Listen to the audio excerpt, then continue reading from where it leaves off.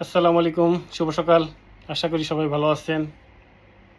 আসলে no one perfect in the world. কেউ perfect না, কিন্তু আমাদের একটু চেষ্টা করতে হবে ভালো কিছু করার জন্য। যেমন আমাদের রাষ্ট্র ব্যবস্থা, এটা আমরা জানি আমাদের রাষ্ট্র ব্যবস্থায় অনেক ল্যাকিংস আছে। যথেষ্ট পরিমাণ দেখা গেছে যে আমরা জব ক্রিয়েটও করতে পারতেছি না। আমাদের অনেক হিউম্যান রিসোর্স বেকার অবস্থায় পড়ে আছে। কিন্তু তারপরে দেখতে হবে এর ভিতরে যারা অনেক বেশি কম্পিটিটিভ এবং নিজেকে গোছানোর জন্য সদা তৎপর, হার্ড ওয়ার্ক করে, তারা ভালো আছে। যেমন আমি একজন উদাহরণ দিতে চাচ্ছি এখানে। আমার এক পলিটিক্যাল বড় ভাই, মানে হাজব্যান্ড ওয়াইফ দুজনেই এসআই কাপল ছিলেন, পুলিশ ইন্সপেক্টর, পুলিশের সাব ইন্সপেক্টর ছিলেন। পরে ওনার সাথে দেখা হলেই বলতো, ভাই তুমি দোয়া করো আমার জন্য বিসিএসটা হয়ে যায়। মাশাল্লাহ, তার বিসিএসও হয়ে গেছে। তিনি আমাদের দেবেন্দ্র কলেজে লেকচার হিসাবে ছিলেন। এখন বিষয়টা হলো, এটা বলার অর্থ এই যে আমাদেরকে চেষ্টা করতে হবে ভালো কিছু করার জন্য, চেষ্টা করতে হবে। নিজেকে প্রমোট করা না, আমি আমার নিজের কথাই বলি এখানে। যখন আমি অনার্সে ভর্তি হয়েছিলাম তখন আমি মনে করেন যে এমসিকিউ, এলএলবি অনার্সে ভর্তি হয়েছিলাম, এমসিকিউ বই কিনে নিয়েছিলাম যে আমার টার্গেট আমাকে বার কাউন্সিলটা প্রথম চান্সেই ওটা ওভারকাম করতে হবে। পর আল্লাহ তালার রহমতে দেখা গেছে যে আমাদের ব্যাচে অনেকে তো দেখা গেছে যে ভালো করছে পড়াশোনায়, একাডেমিকে পড়াশোনায় ভালো করছে। কিন্তু সনদ হওয়ার সময় আমাদের এক বান্ধবী সনদ হয়েছে আর আমরা দুজনেই প্রথম চান্সে, মানে লেগে থাকতে হবে। তবে আইএলটিএস দেওয়ার সময় একই অবস্থা। আইএলটিএস দেওয়ার সময় আমাদের ব্যাচে তো অনেকে ছিল, অনেকে দেখা গেছে যে স্কোরে আদৌ আদৌ স্কোর হয় নাই।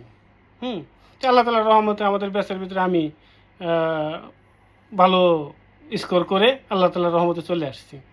এই জন্য আপনাদেরকে বি কম্পিটিটিভ হতে হবে, লেগে থাকতে হবে, কিপ প্র্যাকটিসিং, প্লাস আপনাকে যুগের সাথে তাল মিলিয়ে চলতে হবে। আপনি ধরে আসেন প্র্যাকটিসে আসেন, তো ওই থাকা না, ঠিক আছে?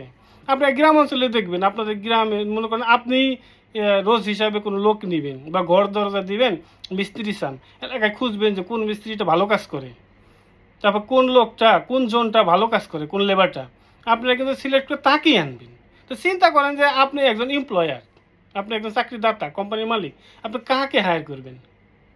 সহজ হিসাব, যে আপনাকে ভালো সার্ভ করতে পারবে, যার কাছ থেকে আপনি ভালো আউটপুট পাবেন, তাকেই তো আপনার কোম্পানিতে নিয়ে আসবেন। It's clear. দ্যাটস ওয়াই আপনারা শুধু অনার্স শেষ করেছি, মাস্টার্স শেষ করেছি, বাংলাদেশে জব নাই, এই অজুহাত দিয়ে নিজের ক্যারিয়ারটাকে নষ্ট করার কোনো যুক্তি নেই, অনর্থ, এটার কোনো অর্থ নেই।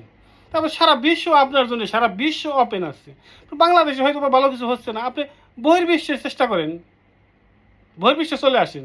বহির্বিশ্বে আসার অর্থ এই না যে আপনি দেশকে ভুলে গেলেন, না। দেশের বাইরে আসলে দেশের প্রতি আপনার মায়া, দেশের প্রতি আপনার দায়বদ্ধতা, দেশের প্রতি আপনার দায়িত্বটা আরও অনেক গুণ বাড়ে। যেমন আপনার ফ্যামিলির কথা চিন্তা করেন, যখন বাপ মার সাথে থাকবেন তখন বাপ মাকে কতটা মিস করবেন? না, সবসময় তো সাথেই আছেন, মিস করার ওরকম সুযোগ নেই। তো যখন আপনি ঢাকায় থাকবেন সাপোজ, বা বিদেশে আসবেন, তখন কিন্তু বাপ মার প্রতি আপনার টানটা আরও বেশি। অতএব দেশকেও আপনারা অনেক বেশি মিস করবেন, দেশকে আপনারা ভালো কিছু দিতে চাবেন, আপনাদের ভিতরে ইন্টেনশন থাকবে। অতএব সবাই যার যার অবস্থান থেকে be practice with fruitfully. Thank you so much. Thank you.